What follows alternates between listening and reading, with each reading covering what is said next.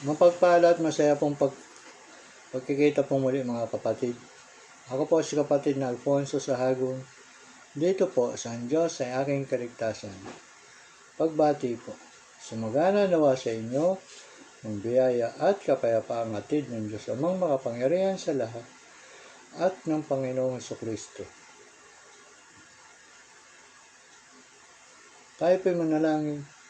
Diyos amang makapangyarihan sa lahat ng may gawa ng langit at lupa, manaming lahat, sa pamamagitan ng pangalan ng Panginoong Jesucristo, ang Hari ng mga hari, ang Panginoon ng Panginoon, ang Diyos ng mga Diyos, ang Diyos ng kalwalatian, ang nag-iisang banal, ang maamo at mabuti naming Panginoon. Naririto po kami muli sa iyong harapan at paanan, O Diyos Ama, upang hilingin sa iyo na kami ay pahiramin mo ng katalinuhan at buksan mo ang aming mga isip at kalooban upang ganap namin maunawaan ang iyong mga salita na aming binabahagi sa iyong mga nilalang. Amen. Magandang gabi po. Ako po si kapatid na Alfonso Sahagun, broadcasting from Bacoor, Cavite, through the courtesy of Facebook. Thank you, Facebook. Dito po sa aking caption na episode 28, na kung saan po ay may caption po ako rito na unang Tesalonica, ang buhay na kalugod-lugod sa Diyos. Dito po sa chapter 3, sa chapter 4 po, verse 3, patuloy po tayo hanggang 8 muna. Ito po ang ating matututunan mga kapatid. Sapagkat ito ang kalooban ng Diyos, ang inyong pagpapakabanal, na kayo'y umiiwas sa pakikiapid. Nang bawat isa sa inyo ay matutong maging mapagpigil sa kanyang sariling katawan, sa pagpapakabanal at karangalan. Hindi sa pita ng kahalayan, na gaya ng mga hintil na hindi nakakakilala sa Diyos. Kasi po, ibang mga hintil na hindi po nakakakilala sa Diyos, meaning to say ay sila po ay mga unbelievers sa Diyos. Na sino may huwag tumalik magkasala o man lamang sa kanyang kapatid sa bagay na ito, sapagkat ang Panginoon ay tagapaghiganti. Ayan po. Ano po ibig sabihin ng Panginoon tagapaghiganti? Yun po ay huhusgahan at parurusahan niya po tayo.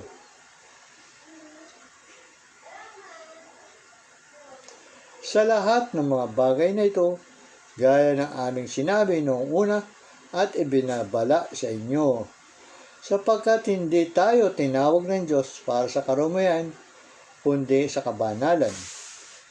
Kaya't ang tumanggi dito ay hindi tao ang tinatanggihan, kundi ang Diyos na nagbibigay sa amin ng kanyang Espiritu Santo. Sa verse 9 po, ngunit tungkol sa pag-iibigan ng magkakapatid ay hindi ninyo kailangan na kayo sulatan ng sinuman, sapagkat kayo man ay tinuruan ng Diyos na mag-ibigan sa isa't isa.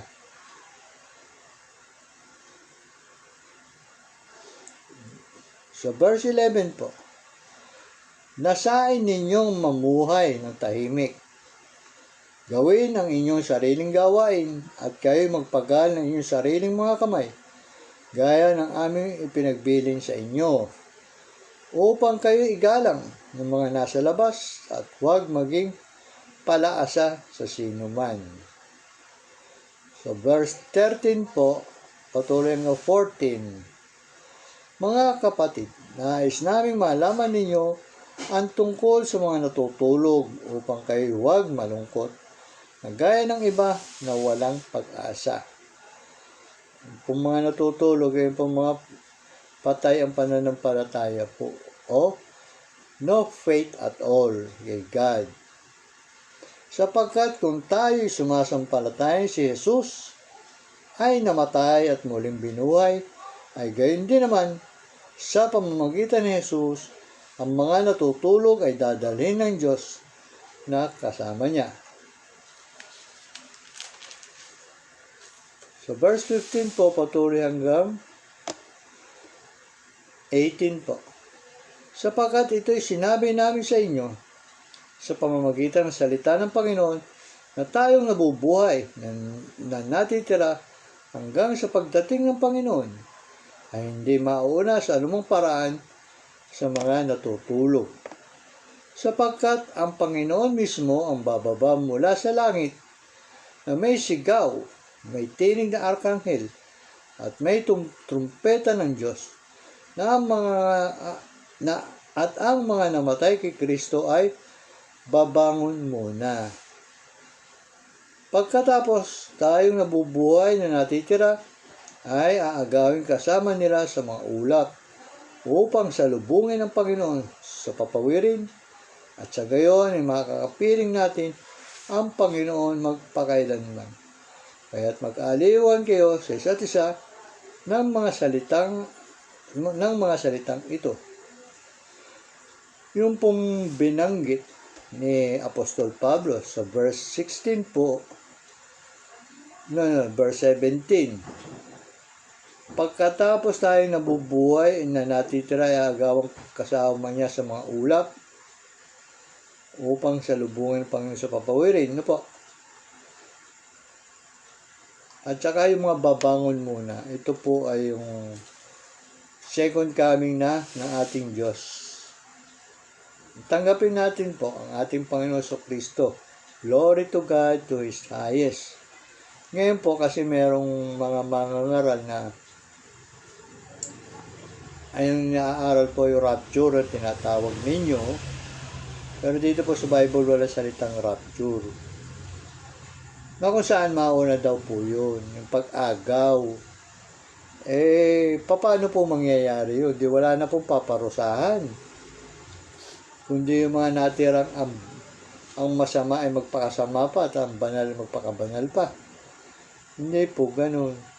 Huwag po kayong pumalig dyan sa maganyang aral, mga kapatid. Mag-ingat po kayo. Baka kayo po'y mahulog. Meron pong great tribulation tayo. Saan po lahat ay paparusahan ng ating Panginoong Kristo. Kahit po ang kanyang mga hinirang. Kasama pong mapaparusahan. Ano po? Ngayon, sana nga po ay umalis na po kayo dyan sa mga aral na mali, lihis. Kasi po, ay kayo ay inililigaw o maliligaw po kayo. Kasi po karamihan na para sa aking palagay o sa aking paniniwala na itong mga sinasamahan ninyo ay sana po sila ay magkaroon ng pagpupursige ng makapagligtas ng inyong kaluluwa.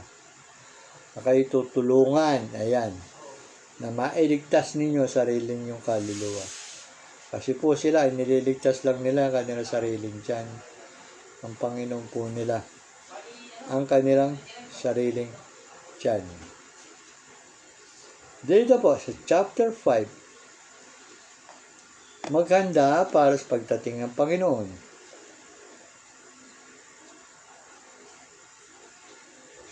Sa verse 2 po, verse 1 po, patuloy po muna tayo hanggang 7. Mga kapatid, tungkol sa oras at mga panahon, hindi na kailangang merong isulat pa sa inyo, sapagkat kayo rin ang lubos na nakakaalam na ang araw ng Panginoon ay darating, gaya ng magnanakaw sa gabi. Alam naman na po natin lahat na darating pong muli ang ating Panginoon. Hindi nga lang po natin alam, siyempre, kung kailan. No po? At oras. Na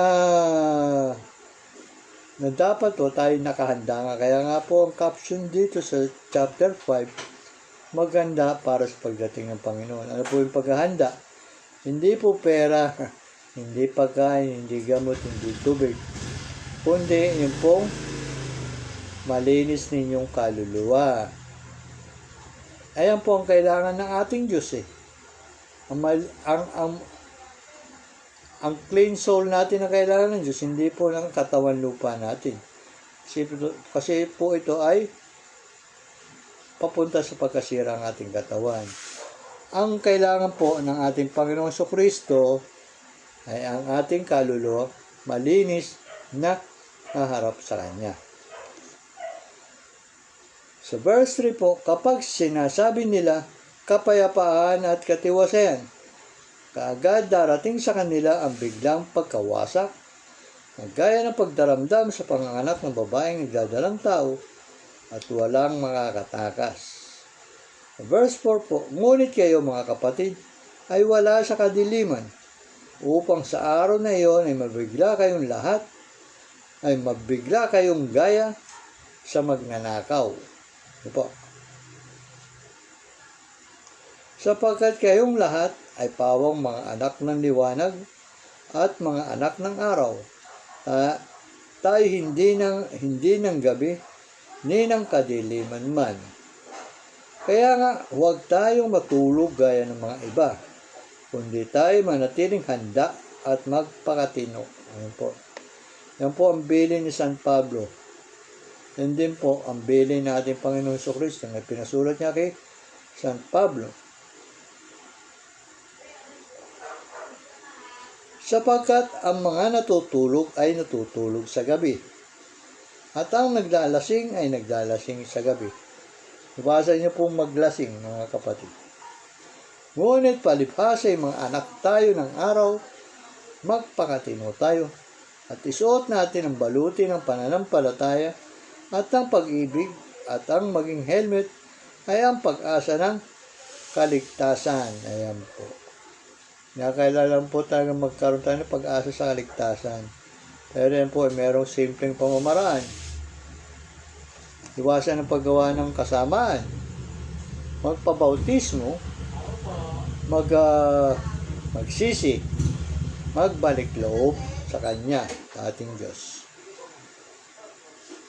Sapagkat tayo hindi itinalaga ng Diyos sa galit, kundi sa pagtatamo ng kaligtasan sa pamamagitan ng ating Panginoon Kristo. Sa verse 10 po ng unang Thessalonica pa rin, chapter 5, na namatay dahil sa atin, upang tayo, maging gising o tulog man, ay mabuhay tayong kasama niya. Ayan po. Dahil dito, pasiglahin ninyo ang isa't isa at patibayin ang isa't isa gaya ng inyong ginagawa. Ayan po.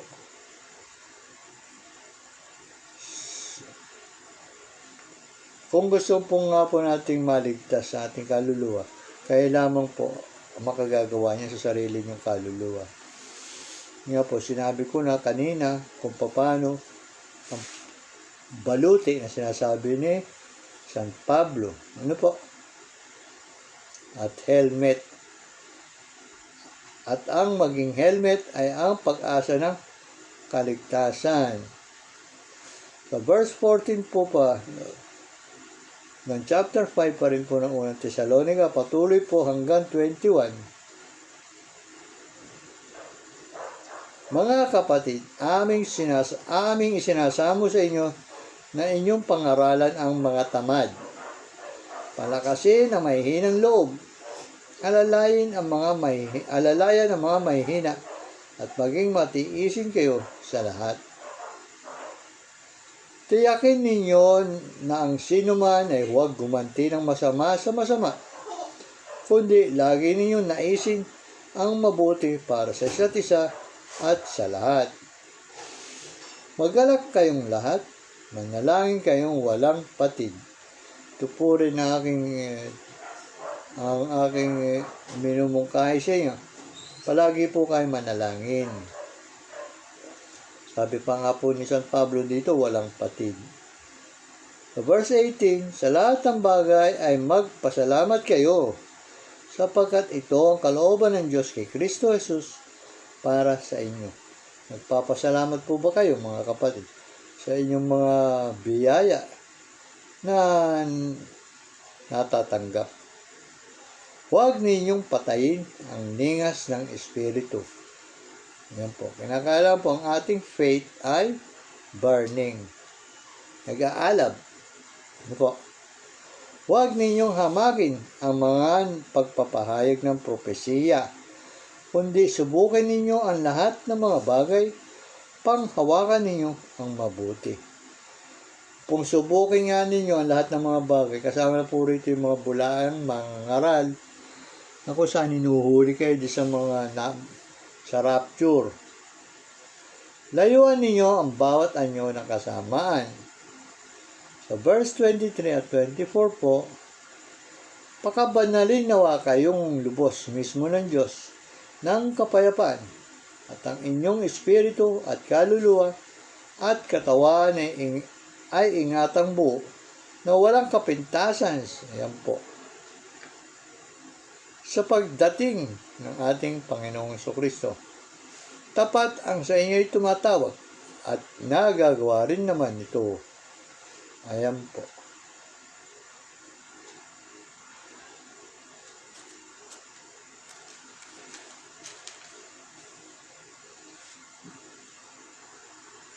Dito po naman tayo dumako sa unang sulat. Timoteo po, unang Timoteo po. Bali si San Pablo rin po ang gumawa nito.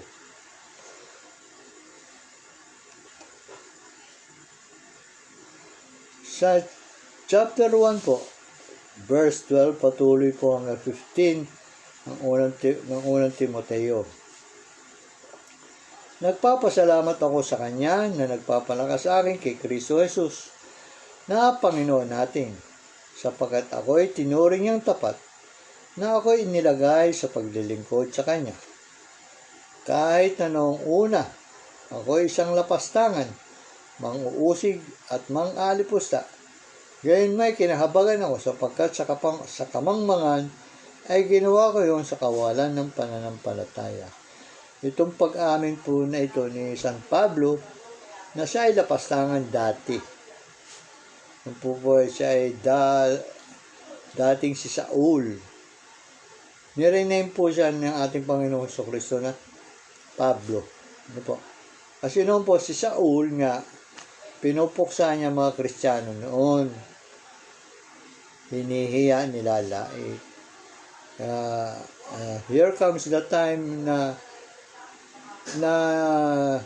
nagparamdam sa kanya ang ating Diyos. So, Panginoong Jesucristo na sabi ng Panginoong Jesucristo, Saul, Saul, bakit mo ako pinag-uusig? Ayan po, in the process, binulag siya, nagsisi naman po ito si Saul. Ginawa po siyang apostol ng ating Diyos. Hindi niyo po ba nare-realize kung gaano kabait, kung gaano tayo kamahal ng ating Diyos? Kaya yun po sinasabi ko na lahat tayo ay mahal ng Diyos. Ano po, lahat ay gusto niya tayo maligtas. Yung po sinasabi ko sa mga nakakaraang kong episode na kahit masama ay pinagpapala po ng ating Diyos. Dahil po, iniintay niya magsisi. Tingnan po ninyo si Saul, nagsisi siya. Siya na isang masama din tao. Na pagsisisi po ay isang indikasyon na pagtanggap ng sarili mong kamalian. Ayun po yan.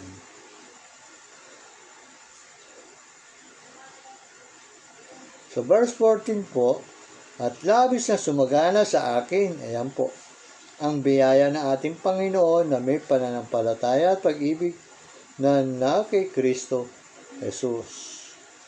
Tapat ang salita at nararapat tanggapin ng lubos na si Kristo Jesus ay pumarito sa sanlibutan upang iligtas ang mga makasalanan, na ako ang pangunay sa mga ito.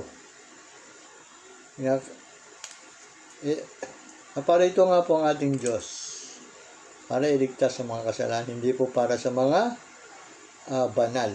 Kasi po banal na sila. Ano po? So verse 16 po, patuloy hanggang 20. Ngunit dahil dito, nakatanggap ako ng habag upang sa akin na pangunahin ay maipahayag ni Jesucristo ang kanyang sakdal na pagtitiis bilang halimbawa sa mga sasampalataya sa kanya tungo sa buhay na walang hanggan. O sasampalataya lang po kayo sa ating Diyos, ay patungo na kayo sa buhay na walang hanggan.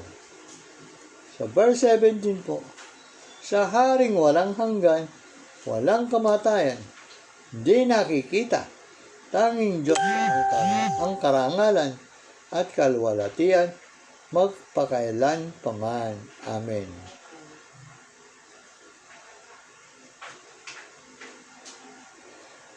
So verse 20 po, kabilang sa mga ito, sina Himeneo at Alejandro na aking ibinigay kay Satanas upang sila'y maturoang huwag man lapastangan.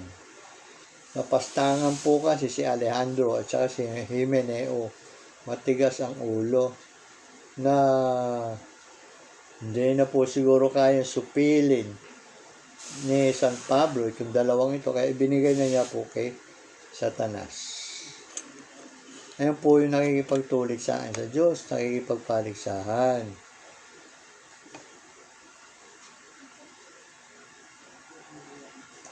So, chapter 2 po ng unang Timoteo.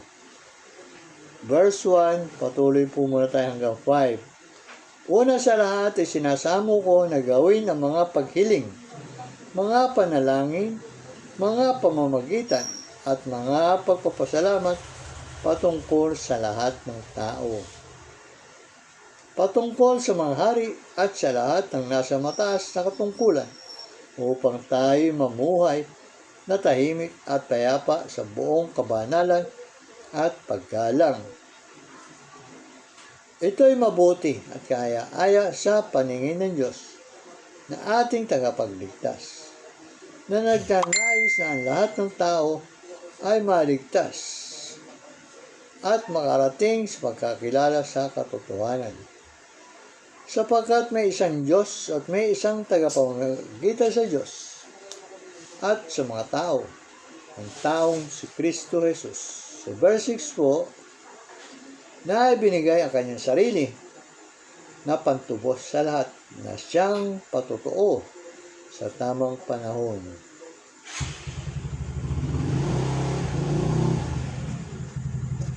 Ito pong susunod ng mga verse, mga kapatid. Ito po ay tungkol sa mga babae. Ano po?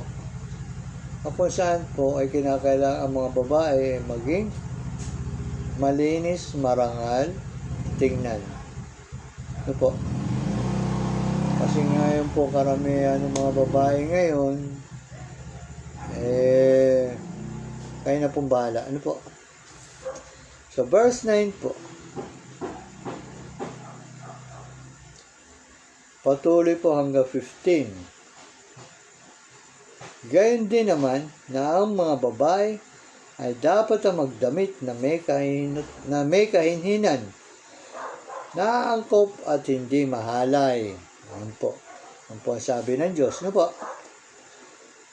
Hindi nang napapalumuti ang buhok at ng ginto o perlas o mamahaling damit, kundi ng mabubuting gawa na siyang nararapat sa mga babaeng nagpapahayag ng paggalang sa Diyos. Lumalabas po pala na mayroong ibang babae na mahalay ay walang galang sa Diyos. Ano po? Hayaan ang babae matuto sa katahimikan na may buong pagpapasakop. Verse 12 po, hindi ko pinahintulot na ang babae ay magturo ni magkaroon ng pamumuno sa lalaki, kundi tumahimik. Sapagkat si Adan ang unang nilalang, pagkatapos ay si Eva, at si Adan na hindi nadaya kundi ang babae. Ang madaya ay nahulog sa pagkakasala. Sa verse 15, ngunit ililigtas ang babae sa pamamagitan ng panganganak kung sila'y mananatiling may kaayusan sa pananampalatayang pag-ibig at sa kabanalan. Ayan po. Kayo naman po sana ng mga kababaihan, ay alam nyo naman po ang dapat gawin para sa inyong sarili. Kasi meron dyan na nababastos na kayo. Tapos pagka nangyari, siyempre magagalit kayo. Ay sino po ba pinagmamulan ng mga pangyayari na para kay mabastos? Meron po kasi mga lalaki na sadya naman mga bastos. Ano po? Hindi nyo nga rin halimbawa maiiwasan. May ilang lalaking ganon. Kayo na rin po kasi mga babae may kagagawan para kayo ay gawa ng hindi maganda. Sa chapter 6 po tayo, lumako po tayo sa Hebreo.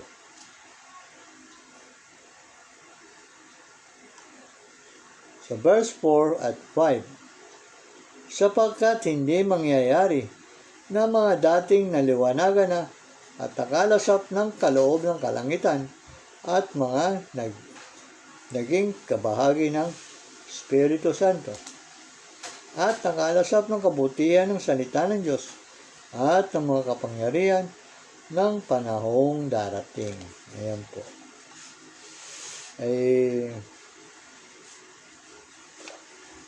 Paano nga po tayo maging kabahagi ng Espiritu Santo? Kung tayo naman palagawa ng masama, ay sarili po ninyo ang inyong pinapariwara. Ano po? Baka po mawalan kayo ng pagkakataon na magkaroon ng chance na kayo magkaroon ng buhay na walang hanggan, kapiling ang ating Diyos. Ano po? Siya ay nakaluklok sa kanan ng Ama. Siya po ay nagpakasakit. Tanggapin po natin siya bilang ating Diyos. Ano po?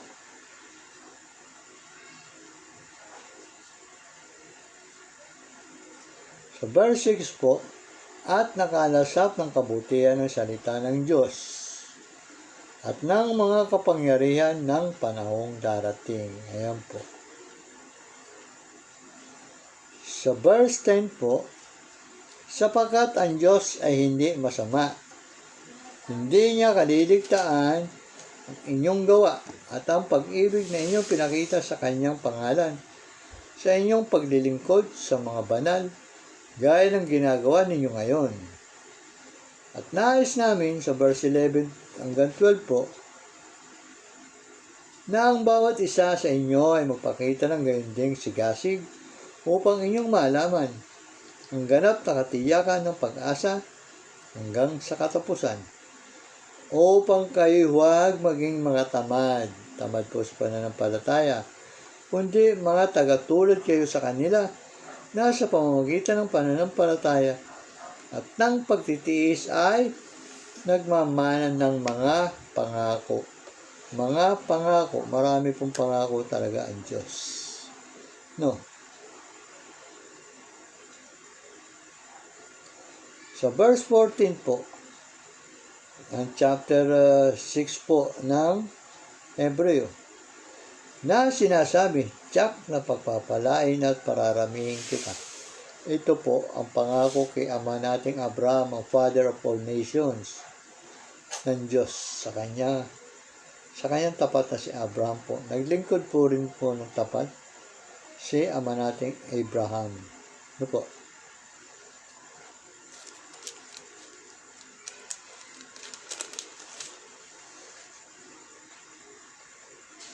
Dito po sa chapter 12 pa rin ng Hebreo, ang halimbawa po ni Jesus.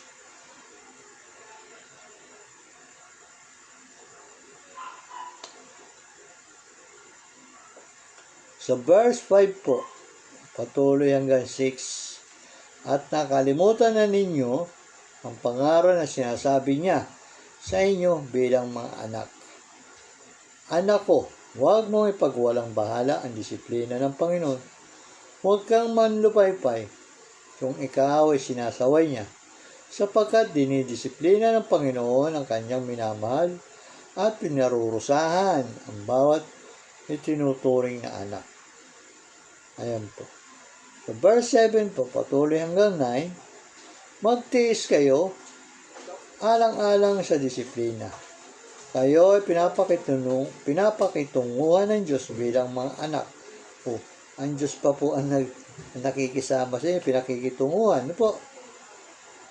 Bilang mga anak niya. Sapagkat anong ang anak ay hindi dinidisiplina ng ama. Sa verse 8 po, ngunit kung kayo ay hindi dinidisiplina na siyang naranasan ng lahat kung gayon kayo'y mga anak sa labas at hindi mga tunay na anak.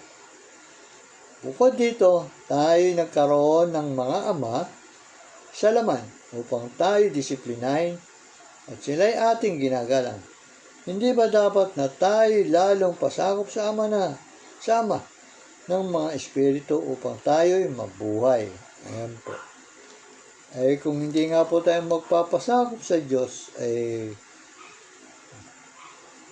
paano nga po ang mangyayari? Kasi nga po, nagkakanya-kanya po na pananampalataya sa dami ng relihiyon. Ang pong relihiyon na hindi po kayo ililigtas ng inyong relihiyon. Hindi po. Kayo lamang po ang makapagliligtas ng inyong mga sariling kaluluwa. Ano po? Hindi po yung relihiyon ninyo. Bagkus nga, ang relihiyon na yan, ihuhulog kayo. Ano po yung sinabi ihuhulog? Baka mahulog kayo sa apoy o sa kalalimang walang hanggan.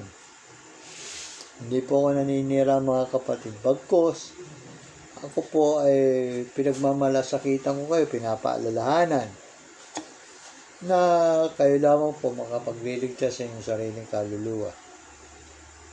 Hindi ko po sinabing ako maliligtas ang aking kaluluwa. Pero may chance po. Kasi binibigyan ko po ng chance hanggang ngayon ang aking sarili upang ganap na akong maligtas. Hindi ko po hinahangad na maligtas ang aking katawan lupa. Kaya nga po ilang beses ko po sinasabi sa inyo na ito ay papunta sa pagkasira. Ano po? Ngayon, kung yung mga relihiyon na yan, kanya-kanya nga po kasi kayo ng pananampalataya, dapat po, one faith, one God, one religion lang tayo. Hindi po many faiths, different faiths, many gods, no baptism. Ang sinasabi po ng Diyos, one faith, one God, one baptism. Ayun po. Hindi po different faiths, many gods, no baptism. Kasi nga po, mahigit yata 1,000 ang mga relihiyon kung saan isa lang po ay tinatag na relihiyon natin Panginoon Jesucristo. Yan po ay nasa Santiago o James chapter 1 verse 27. Puntahan po ninyo yung James. Sa Tagalog po ay Santiago chapter 1 verse 27. Andyan po ang relihiyon na binanggit ng ating Diyos. Ano po? Ngayon po, tayo po ay nasa huling yugto na ng ating panahon. Kung saan nga po, nandyan na yung kabi-kabilang kaguluhan. Ngayon, Iran. Gera dyan sa Ukraine. Nag-iiringan na mga iba-ibang bansa saan po tayo papunta. Pero yan po ay sinalita ng ating Diyos na mangyayari na digmaan. Bansa laban sa bansa, makakarinig tayo ng digmaan, alingaw ng digmaan. Salot, lindol, taggutom. Yun siya po sinalita lahat ng ating Diyos, ng ating Panginoon Jesucristo na mangyayari. Pero nakikita ko po, nababasa kong mga comments sa Facebook, ay wag naman sana mangyari. Sinalita na nga niya po eh. Wala po siyang salita na hindi mangyayari. Isa-isip po ninyo yan, isa puso ninyo. Ngayon, sa sinasabi ko po itong mga pighati na ito, ulitin ko na naman yung sinasabing rapture, mga karamihan ng mga iglesia na yan, ay hindi po mauuna ang rapture, kundi ang Great Tribulation nga po. Kung mauna po ang rapture, sino po parurusahan? Sabi nga niya po, kahit yung kanyang mahinirang parurusahan, makakaranas ng paghihirap eh. Kasi kung magra-rapture, pati yung mga ano niya, kukunin niya yung mga hinirang niya at yung mga binuhay niya. Ay mali po yung ganyan, mga kapatid. Meron po sadyang rapture na mangyayari, pero mauna po talagang Great Tribulation. Andyan pong gera, andyan po ang digmaan, andyan po ang salot na, kung ano-ano pa nga po. Ano po ang dapat gawin? Maghanda. Ano po ang paghahanda? Malinis nating kaluluwa, mga kapatid. Ano pa po ang paghahanda? Maglingkod kayo para sa pagdating niya, o kung tayo may haharap sa kanyang hukuman, ay medyo malinis ang ating kaluluwa. Kaya nga po, sabi niya, marami patungo sa kapahamakan, kakaunti ang maliligtas. Ano po? At asamin po ninyo na kayo ay mapabilang sa kakaunting maliligtas. Ano po? Sabi pa nga niya rin po ay ang meron ay bibigyan pa at ang wala ay pupunan pa. Nang akin pong pagkaunawa dyan, ang meron pananampalataya ay bibigyan pa ng buhay na walang hanggan. Ang walang pananampalataya ay kukunan pa ng tsansang mabuhay. Ayan po. Ayan po ang kanyang mga natutunan kong mga talinhaga niya, mga kapatid. Na para sa akin, siya rin po nagpaliwanag niyan. Kawa yung darating siya gaya ng magnanakaw. Oo nga po, may isa siyang dakilang pagdating gaya ng magnanakaw. Pero itong nauunang gaya ng magnanakaw, yan po ay pagka kinuha na ang inyong hininga, binawi na ang buhay ninyo, dumating na po siya, mga kapatid, sa inyo. Ano mang kaparaanan, aksidente, digmaan, sakit, kung ano-ano pa. Kaya nga po, akin pong inaano sa inyo, mga kapatid, na pinamamanhik pala na lagi nga po kayo manalangin, humingi ng tawad, magpatawad, magbalik loob sa Diyos. Iwasan yung mga Diyos-Diyosan na yan. Ako po ay hindi magsasawang kayo paalalahanan, mga kapatid. Tungkol sa mga Diyos-Diyosan na yan. Wala po kayong kaligtasan dyan. Wala kayong biyaya. Si Satanas po ang nakatira dyan sa mga ribulto na yan. Hindi po ang Diyos. Ayaw nga niya eh. Tumingin nga lang dyan, kasalanan na po eh. Tapos kayo sasamba pa. Iiyakan nyo pa. Ay paano na po kayo? Yung mga kaluluwa. Ang kaluluwa po natin, mga kapatid, isa lang. Ingatan po ninyo na huwag mapariwara. Ano po siya sabi ko, mapariwara? Mapunta sa apoy.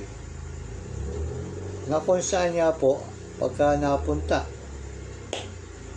doon sa apoy, habang ang panahon ay panahon, nandun ang mga makasalanan, nandun yung mga unrepentant. Ang lahat na po ng masasamang tao, ng mga unrepentant, andun.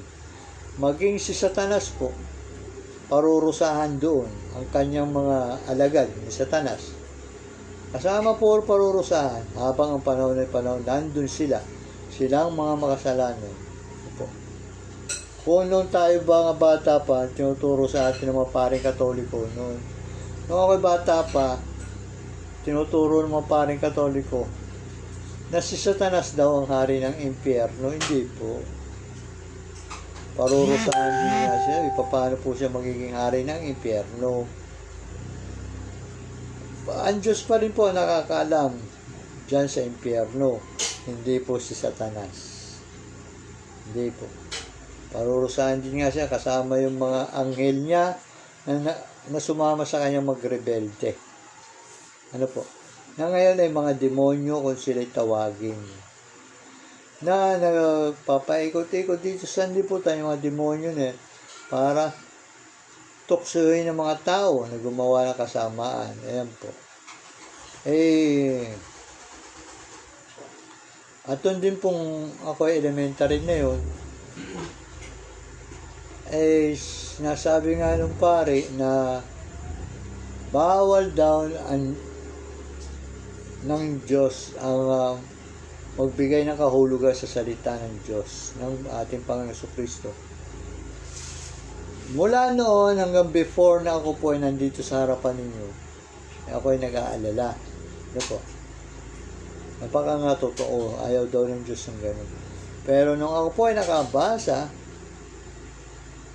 ito po kasi propesiya niya to eh. Nakabasa na ng mga kanyang mga propesiya na kung saan kinakailangan may tagapagpaliwanag. Ayan po.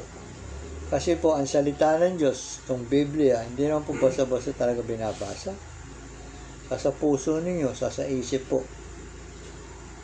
Kaya nga po ang aking opening prayers, pahiramin niya ako ng katalinuhan. Buksan niya aking kaisipan at damdamin para ganap ko maunawaan. Hindi pa magbabasa kayo na parang nagbabasa lang kayo ng dyaryo. Hindi po ganun. Sadya pong wala kayong matutunan pagka ganun. Humingi po kayo sa kanyang gabay. At ang banal na espiritu niya ay gagabayan kayo mga kapatid. Ako po, nararamdaman ko yun eh. Pagka ako'y nandito na sa harapan ninyo. Opo. Totoo po yun, hindi ako po maaaring magsinungaling. Yung iba naman pong nababasa ko sa Facebook, sila daw ay may banal na espiritu ng Diyos. Meron nga nagsasabi, yung isang babae, na darating daw ang Diyos, dahil nakausap daw niya ang Diyos, through Holy Spirit, na darating na raw si Jesus ngayon na November, ay naliligaw po yung babaeng yun. Baka po ibang espiritu yung nakakausap niya. Ano po? Ay wala pa nga po yung pighati. Wala pa nga po yung mga pagpapahirap sa atin. Sa kanya, darating na ang Diyos. May dumating nga po sa Israel. Messiah daw. Hindi ang Messiah. Huwag po kayo maniniwala dyan. Andun na po sa Israel. Gumagawa na rin ng kababalaghan daw. Ngayon, ninawala na yata yung balita sa internet. Siguro ipinaalis muna. Kung kayo po ay mahihimok na sumamba sa mga ganun, ay huwag po. Iwasan po ninyo yun. Iuhulog po kayo sa tiyak na kapahamakan. Ayan po. Pag hindi mo tinatagubili sa inyong mga kapatid na huwag nyo pong gagamitin ang pangalan ng Diyos sa mga walang kabuluhan ninyong expression. Huwag nyo pong gawing expression ang pangalan ng Diyos. Ito ay banal. Huwag nyo ipanumpa ang langit sapagkat ito ay tirahan niya. Huwag nyo ipanumpa ang lupa sapagkat ito ay kanyang tungtungan. Oo kung oo po ang inyong sasabihin. Hindi kung hindi. Kung ayaw maniwala sa oo ninyo at o hindi, ay hanggang doon na lang po. Dahil sobra doon ay sama-sama na. Ano po? Ingatan po ninyo ang templo ng Diyos. Ito pong ating katawan lupa. Huwag yung susugatan, huwag yung dudumihan. Ano po yan? Tato. That is one of the works of Antichrist, ang tattoo po. Pansinin po ninyo nagpapatattoo mga kapatid. Karamihan ahas, tapos may mga mukha ng tao, na may mga pangil, sungay, at kung ano-ano pa. Bali parang pinagbili na nila ang kanilang kaluluwa kay Satanas. Huwag niyo pong ibigay ang kaluluwa ninyo kay Satanas kung saan kasama niya kayo masusunog sa impyerno habang ang panahon ay panahon. Binigyan tayo ng makinis at maputing balat, tapos dudumihan ninyo. Meron pa nga dyan nangangatwiran na wag ko raw siyang i-educate, babae yun. May katawan daw naman yun. Hindi po ako nakatiis, pinalalahanan ko siya. Paalala lang ka ako mga kapatid. Hindi iyo yung katawan niya, pinahiram lang sa'yo. Ang lahat ka ako dito sa lupa ay hiram lang natin sa kanya. Ayun po. Siguro naliwanagan niya, ang gandang babae, maputi, makinis ang balat, pero puro tattoo. Kawawa naman po siya.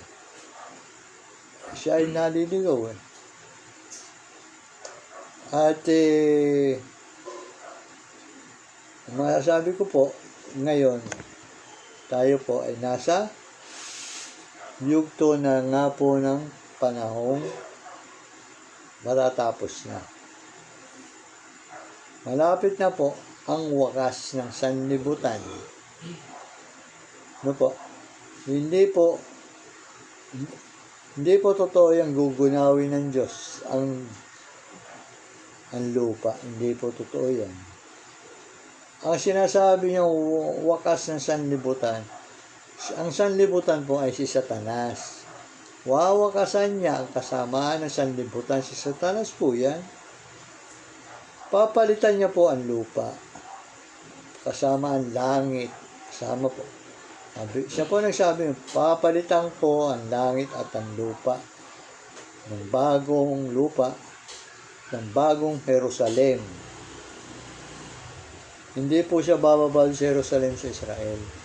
Kasi ang kanyang espiritu po ay umalis na sa bansang Israel. Noon pa po, matagal nang umalis ang espiritu ng Diyos sa Israel dahil matigas po ang kanyang ulo. Hanggang ngayon, tigas pong ulo ng Israel. Sila po yung mga pagano. Yung pong templo ni David, sinasamba nila. Hindi po ba?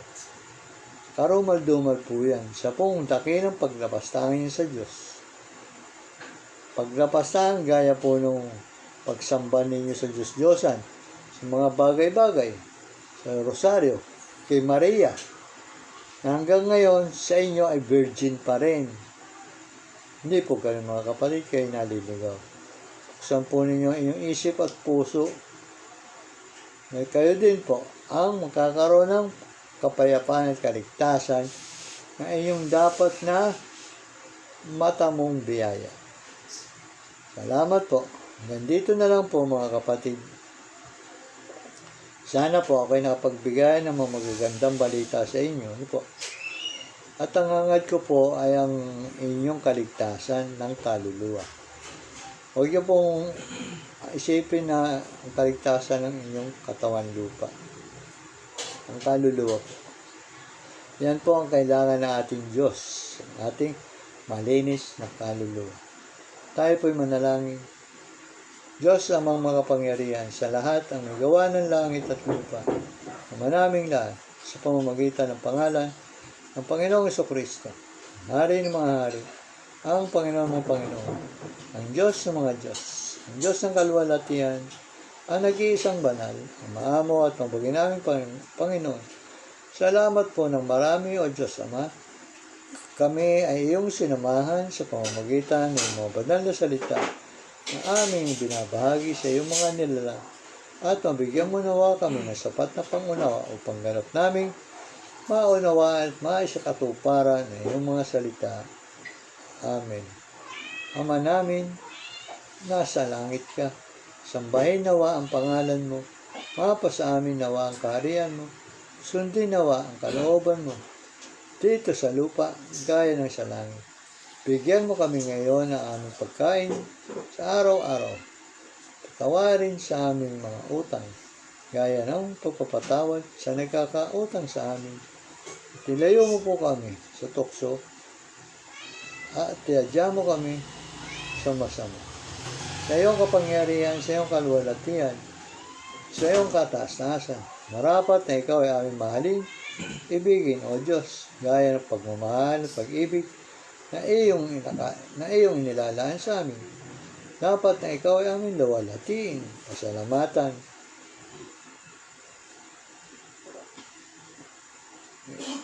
Bagamat kami po ay mga makasalanan, ikaw pa rin po ang aming kaisa-isang tunay na Diyos na makapangyarihan sa lahat, na naghahangad po na kami ay iyong mapatawad. Amen. Hanggang sa muli po mga kapatid, biyaya at pagpapala galing sa Diyos Ama at sa Panginoong Kristo. Amen. God bless po lahat sa inyo.